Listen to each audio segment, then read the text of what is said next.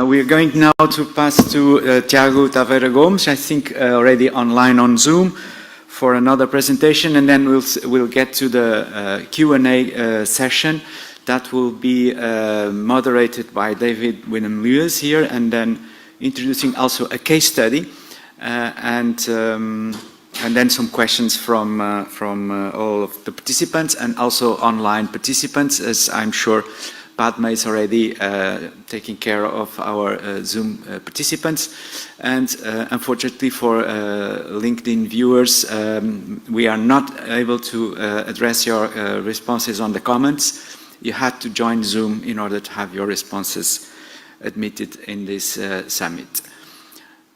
Tiago, are you now online? Good morning. Yes. Can you hear me? We can. The floor is all yours. I would skip the presentation to save a little bit time, but you can introduce yourself also if you need. Thank you so much. So pleasure to be there. Unfortunately, due to family circumstances, I had to leave earlier. But thankfully, we can do this online. So my name is Tiago Taveira. I'm a family physician and representing here MTG, one of the sponsors. And I've been very active in trying to solve a complementary problem or do a complementary approach of what's been discussed so far on how can we make healthcare institutions ride this wave of data and AI in a way that they can actually transform themselves from within. So that's pretty much what I'm going to talk about, what we've been doing mostly in Portugal. Hopefully this can be useful and translate to other regions. My presentation is there, I see it. So as a family doctor and as a doctor, I think we've always been haunted by the issue of efficacy in trials and the effectiveness in the real world setting. So not only we need to understand that whatever health technologies we use, they actually are causal on the effects, but we also need to work towards making sure that they can derive the value that was found in this controlled environment into the real world. And that for me is a challenge that is growing bigger and bigger. And maybe one of the areas this has been mostly applied and most work is done is in the drug side. But if we look at EHR systems as health technologies, which is more and more the case, we see also the problem of effectiveness, and digital health tools and mobile health tools also going on that direction. And more importantly for me at this point in time, AI solutions suffer from this problem as well. And for me, what makes it even more challenging with AI is the fact that the algorithms that provide the greatest value, they are potentially non-deterministic, which means the capability to assess effectiveness becomes more and more challenging across time. So in my view, we need to find ways to scale capability to measure effectiveness in a way. And why is this a challenge that I believe we need to focus on solving with additional avenues? That's because when we talk about the real world, it seems that there is just one real world, but in fact, in healthcare, we have many real worlds. And these real worlds, they vary across many dimensions of the technology applied to the different context.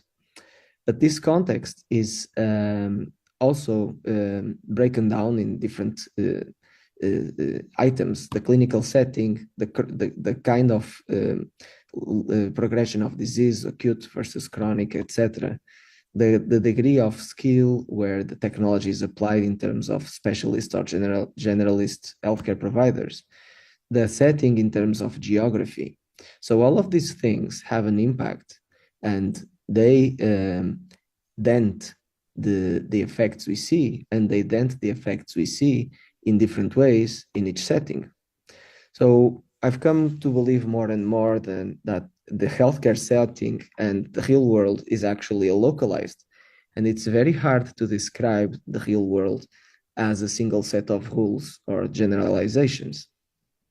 And so this would be already very complex, but then we have also other vectors on the context that change across time, such as technology, as we see now with AI, the culture shifts in mentality, in all we see across the world with the big inflows and outflows of migratory activities, the politics that also, in my view, getting more and more volatile and creating also impacts on the way healthcare is set up, the guidelines that change and evolve, and now even more with AI applied um, to produce summaries of what would be applied to patients, that will have even more implications. And also at the same time, the changes in the environment that we see, and that we already start to see in some disease areas like respiratory and others, that environmental factors will play a bigger and bigger role in health in general.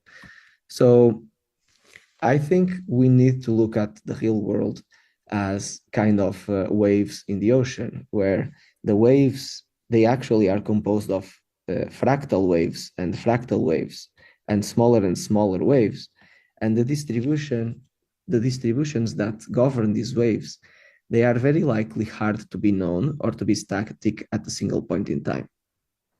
So I've come to believe that the one way that we should look at the real world is assume that it is non-stationary, meaning that the latent variables that govern all of these things that I was explaining, their distributions change across time in ways that we cannot directly measure, which means what we know today is not given that it will hold tomorrow. And that, if we again speak about AI being non-deterministic, gets inflated as a problem. So this fact of localization and non-stationarity makes it very hard to create generic solutions, one-size-fits-all solutions, one-size-fits-all approaches. And it makes it very hard, and I'm sure this must have been felt by many of you in different contexts, to find ways that we can solve problems using a silver bullet. So in this view, the gap that between effectiveness and efficacy will keep growing if we don't take a different approach on working towards this problem. And so the way and what we're doing, and I'm also a professor at University of Porto. I taught a long time preventive medicine and digital health and AI data science.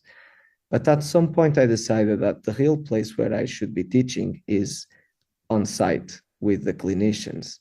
And so back in 2024, I started visiting hospitals and finding potential talent hidden in the different institutions of healthcare professionals that would be the first generation, let's call it, of local talents on this area of dominating not only the clinical aspects, but also progressively more and more technical aspects relating to data, relating to system development in different proportions or degrees. Because what we feel is that if the problem is very localized and there are many versions of the problem, we will need many solutions, and we will need many solutions that need to change and evolve across time. And the only way I see feasible for that to happen is really to be able to train healthcare professionals at scale so that that can be something that evolves across time. And very importantly, and I felt this also in my path as I step away from being a clinician, finding ways for this to be possible with people that actually keep clinical activity is really important. Because I felt on this transition more to the technology side that I've lost the touch with reality. And at some point, even I, as a family doctor that is practicing and creating these things, felt like I'm not the most relevant person nowadays to actually implement what needs to be implemented in each place. So we believe, and we are working actively on creating a generation of professionals and finding the talent to help these professionals be able to generate evidence, conduct implementation science studies that can quantify impacts in automatic and continuous ways. So I think we need to shift in a direction where we become capable of measuring many things locally, but also in an automatic fashion, and make sure that these individuals are the key for that to happen. So this pretty much goes in line with the mindset of the health learning system, which in a way kind of may feel like utopic. But we are very passionate, and this is pretty much really the life mission I kind of put in my back, that if we can create this kind of talent and capacity at scale, I believe we'll be able to create sustainable learning health systems that actually evolve and progress on their own and that learn from each other. So one of the ways we got into this was through the activities that took place here in Europe in the past years on Eden, mostly on Eden. We were part of this and conducted a lot of that activities for a number of parties in Portugal and Sweden and Switzerland and other countries. And the place where we started all of this was in ULS Matosinhos. So Portugal recently reorganized into 39 healthcare regions that provide primary and secondary care. And this was the first one established 25 years ago. They had a culture that would be a fertile soil for such kind of ambitious approach. And so in this tiny speck you see there, this is where we started back in 2020. And this has been proven quite successful. We trained a number of physicians, nurses, mostly physicians and nurses, to collaborate in evidence generation and become capable in evidence generation that has been resulting in many publications, some of them now fully autonomous. And that during 2023, that expanded to 3 more centers. And right now, this has scaled to cover about 75% of the country. Of course, this is a huge endeavor, going all these places, starting to train this first generation of professionals. But the goal is that they will become not only capable of implementing, but also of teaching the second generations locally. So we're pretty much trying to put the snowball going downhill and then hope it will grow on its own. So right now, our hope for this year is to get the first submission of one of these groups that is fully autonomous without our help, to make sure that actually this knowledge is getting anchored. In parallel to make this work, we've developed also a technical approach that takes into consideration some of the mindset around trusted research environments that exist in these institutions, but also the idea of sandboxes or digital twins of the infrastructure. So the idea is that these professionals, they can learn how to do things without being exposed to systems in the hospital or even the research environments. They can work straight on sandboxes that have digital twins of their institutions with dummy data or mock data or any kind of data, really, quite frankly, nowadays with large language models. One of the great things to use large language models, in our view, is to generate very, very trustworthy, it's not the word I'm trying to think, data that really looks like it's true, but it's not.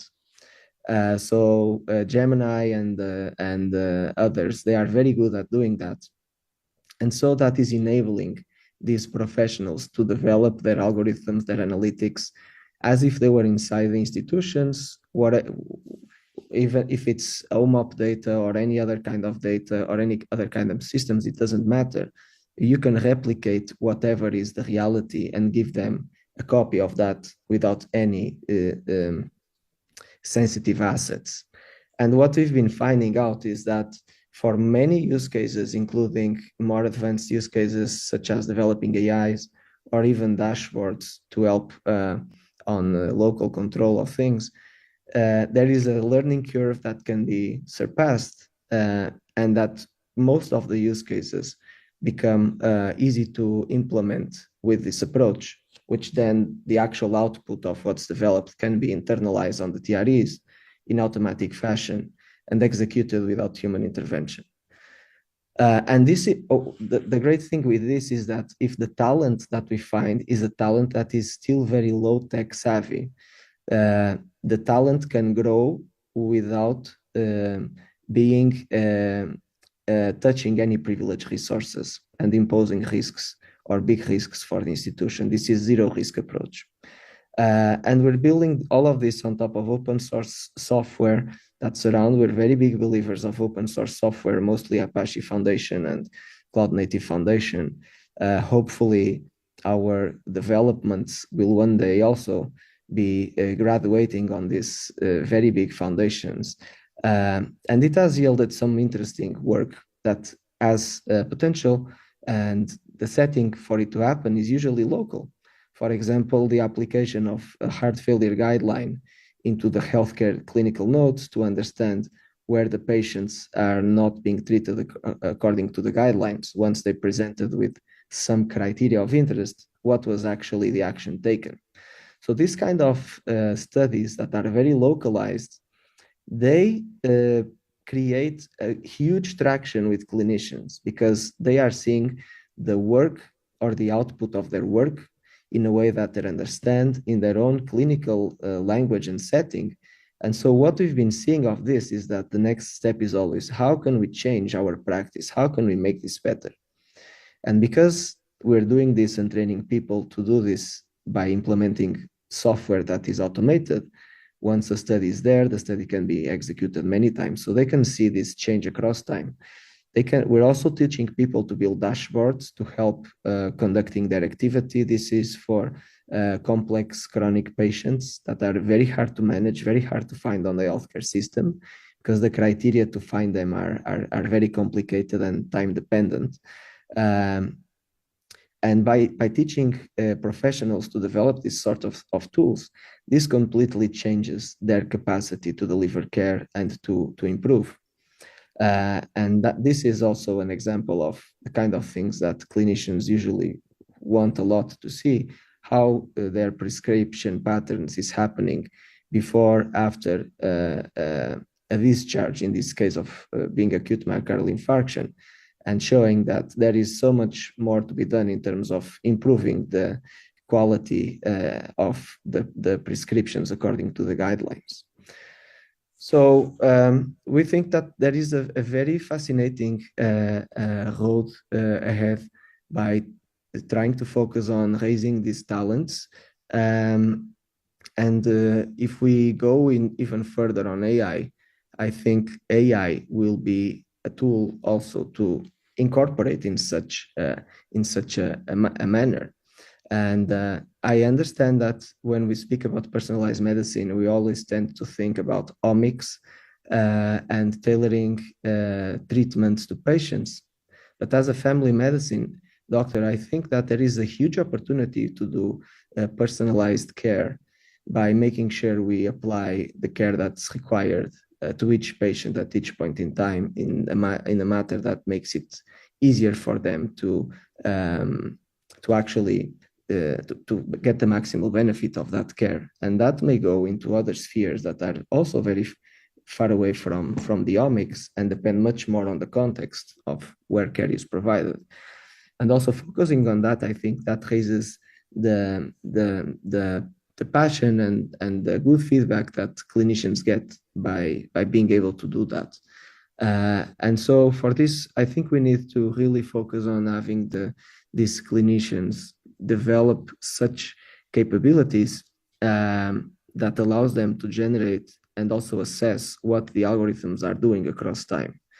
Because I think that we will have more and more difficulties in explaining having algorithms and understanding the inner workings of algorithms, even though they can seemingly using LLMs justify why they reason in a certain way, the actual inner working of the algorithm is still a black box. And I think one of the ways for us to build trust on AI at scale and at the local level is through applying these principles of evidence generation to AI and continuously monitor AI. So we don't really need to understand uh, why does it work like that, as long as we know that the output that they are doing is within an error rate, that it is at least the same error rate as the human. So by creating that kind of guardrails, I believe we will be able to scale AI more and more into clinical practice. And also, here I find another very interesting avenue of trying to go in the direction of creating ultra small language models that can do tasks very efficiently, very, very niche tasks. And that can be done by what's called the model distillation with the teacher-student models, pretty much to create very, very, very niche models that can do something very, very, very accurately, very small, very simple, but very accurately. And they will not cost huge GPUs. They can be done on CPU-bound hardware, and they can help AI also scale without the cost of maintaining more and more infrastructure, which is nowadays a huge problem.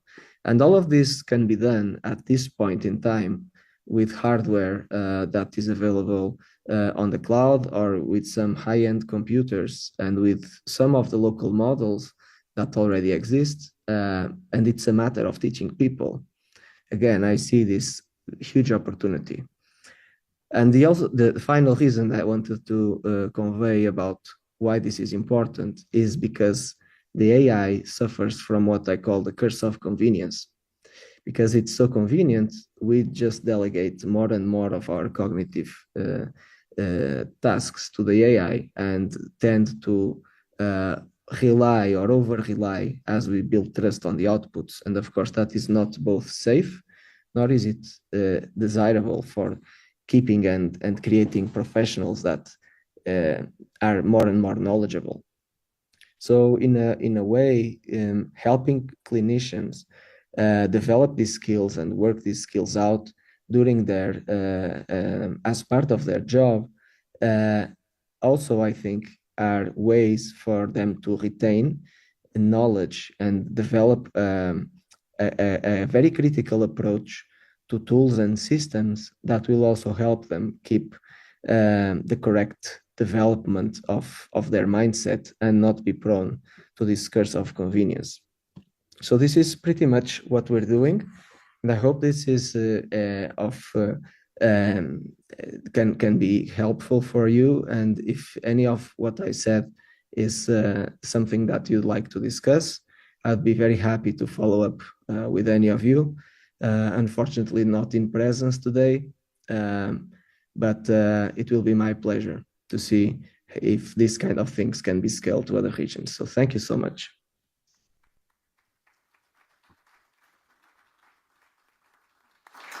Thank you, Tiago, for this enlightening presentation. I think we are so blessed by two keynote presentations this morning that give us lots of food for thought. We have now time for Q&A on both presentations. I'm sure we probably need 30 seconds to reflect a little bit, but I'm sure that some questions will arise here. And also online in the audience, Padma, if you can manage the floor there. No questions online. Okay. Any observations you like to share, Padma? Yeah, so thanks a lot, Paul, for asking. Starting with Gordon's presentation, it's really very impressive, and driving future impact and the new investments for area UK. That is really impressive, and I think, sorry, there is a lot of echo. Yes, Padma, you don't have the camera on, but Okay. maybe we can have here also some comments from now. Anyone? Yeah. Okay, we have here a comment. Question to Tiago. That was a fantastic presentation, really innovative and really intriguing about how we build a learning healthcare system from the bottoms up. I thought some fantastic ideas there. Quick question: in our clinical practice, we often engage with patients in a shared decision-making process. So the data that the healthcare professional might see on their own practice is obviously insightful in terms of how to optimize that discussion. Often in that shared decision-making consultation, we also need to provide the patient with the information necessary to know what the guidelines are, know potentially what best practice or standard of care practice should be. I wondered in your exploration of how to do that from the bottoms up, whether the patient also being part of that decision-making process of which guidelines might be appropriate to them as being considered. Yes, absolutely. That makes a lot of sense. And I do believe that more and more we need to involve the patients in shared decision making, mostly as the patient also gets growing and growing health literacy and becomes more and more capable of participating on the decisions in a very grounded way. So I see that this kind of approach has a twofold implication. The first one is helping healthcare professionals become progressively more mindful and scientifically driven on their assessment of evidence, and so being in a better position to discuss and recommend what to do based on the guidelines and the recommendations. Because as we understand, without the proper assessment of what made such recommendations be developed, sometimes it's hard to understand for very specific situations whether or not that applies to the patient in front of us. So that's kind of an effect that I believe will happen with this progressive scientific reasoning and involvement in making the healthcare institution progress in that regard. And the other is also in the ability to tailor the guidelines or to extend the recommendation into the realm of things that are not there or not possible to define at such a global level. And in family medicine, we did found a lot that so many cases required for us to rely on our empirical sense once you understand the context of the patient is broader than what the guidelines say. And in that sense, providing healthcare professionals and institutions with the availability, the capability to create such local evidence, even though it's not ever going to be of such a high quality, I think it will still be better than just relying on empirical observation or clinical opinion. And for that, I think that decisions will possibly become more and more adequate to the patient, and also in that way go into the direction of personalized medicine that I was alluding to. So I fully believe we need to do this engagement with the patient. Iago, I have one question. I couldn't ask before. So, how can continuous evidence generation and implementation science approaches help overcome clinicians' skepticism about relying on the prior AI performance studies when adopting AI in the clinical setting?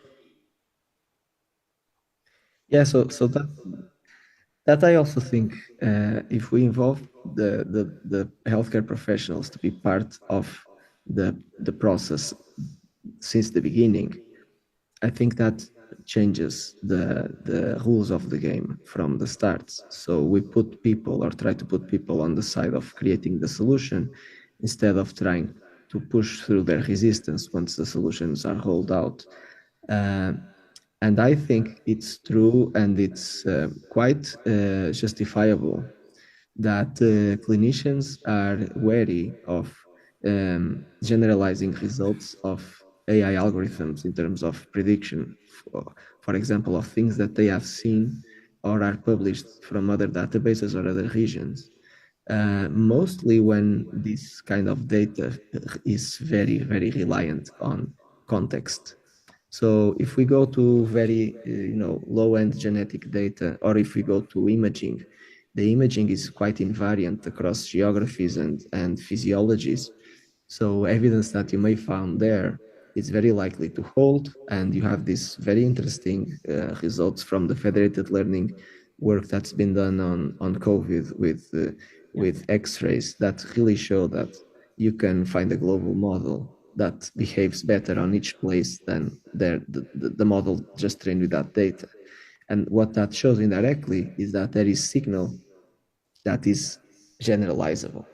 But that's because it's very, in my view, ingrained in either genetics or anatomy or physiology. If you go into the problems that are dependent on context, on how care is delivered, on how healthcare systems are organized, and on what drugs are available, then the problems take a lot of context that is very easy, very hard to generalize, as I was alluding on my presentation. And so that requires this local validation and this continuous validation in an automatic fashion to really showcase that what we see that the model do is what the model is doing, and it's not shifting away, because the world will keep changing. The way we derive care will keep changing at fast rate. Physiology and genetics, not that I am aware of, will change so fast. But all these things, they change fast. So if you don't track this performance, it's very likely that you'll find these drifts. That's what they usually call the model drifts. And that's also very interesting. There's a paper in Nature, from 3 months ago, showing that after a few years, all models drift and lose performance by a non-negligible amount. So we really need to create this approach of continuous visibility on model performance at the local setting, in my view. Thanks a lot, Tiago, for that. But continuation to what I asked and what we just... we have to, sorry. we have to. Sorry Okay. to cut you because we have to leave this. I have here a final question for Emma, but maybe it's not a question. If you had a magic wand, Emma, what would be your wish? And with that, I think we close this fantastic keynote session. Thank you very much. My wish would be solve that problem about access to linked health data for England. If we had, at the moment, health data is excluded from the Digital Economy Act, which means we have to rely on much older pieces of legislation to open that up, that were designed before the world of trusted research environments.